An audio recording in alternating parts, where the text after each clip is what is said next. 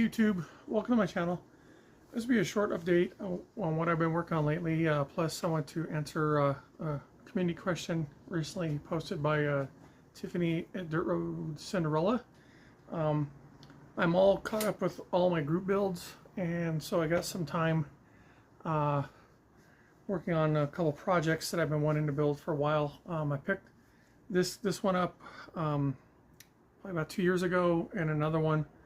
So I've been messing around with the Hasegawa Lamborghini Miura kit.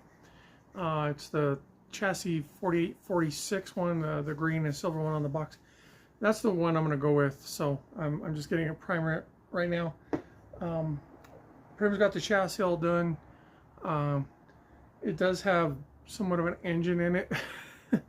It's not really a full detail engine. But it's not a bad kit. The other one that I've been messing around with, and I'll get a video on that one, it's the Ferrari 250 GTO by Fujimi. Pretty impressed with that kit so far. It's got some pretty small parts in it, so it's going to be a bit of a challenge, but that's another car, that one and this Lamborghini. Those are two supercars that I've always liked ever since I saw them. Yeah, so I'll be sure to get I'll do updates on both of these later on. But as far as the question, Tiffany was asking about something about if there's any cars out there that you used to not like and you changed as you've gotten older. I can say that I have. I grew up mainly a Ford guy, obviously. A lot of that was due to my father. He was a huge Ford man.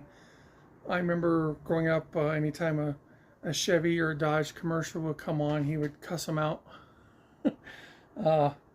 Some people thought it was pretty crazy, but it was kind of weird. I mean, he grew up. Well, he had Chevys growing up. I remember he had I think it was a turquoise 57 Chevy when he grew up in Ohio, in Loveland, Ohio. And I remember hearing the story where it got sideswiped by a dump truck. When he moved out here to Denver, he had I think it was a Chevy truck. That was before he met my mom, long before I was born. But growing up, he had a 68 F100 Ranger. It had a camper on the back of it, and he had the boot that went through the back window, and they had a bed mounted right up against the cab. And growing up, me and my two brothers, we would lay on the bed, staring out, looking out the windshield. So I can only imagine what would happen if we'd have gotten into an accident. We'd have been flying through the windshield. But I do have some plans. I want to build a model of that truck. It was a two-tone red and white. My dad was an old trucker, so he had the West Coast mirrors and the big whip antenna on it, and I was always fascinated growing up listening to him chat with the truckers on the CB. I just thought he was always fascinating to me. So, but as far as the question, as I gotten older, I was obviously a huge Ford guy. Didn't care for anything else. It was all Ford.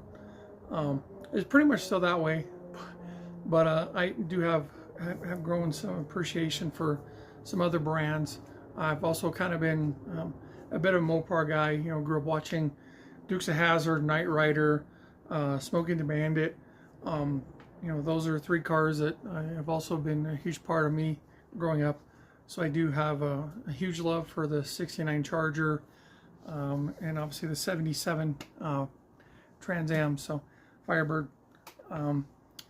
Imports have never been much of an interest to me, but that's probably the one area where it has changed for me.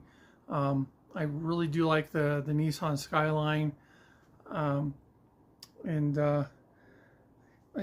I've also I love the Porsche 911, especially the mid 80s turbo one.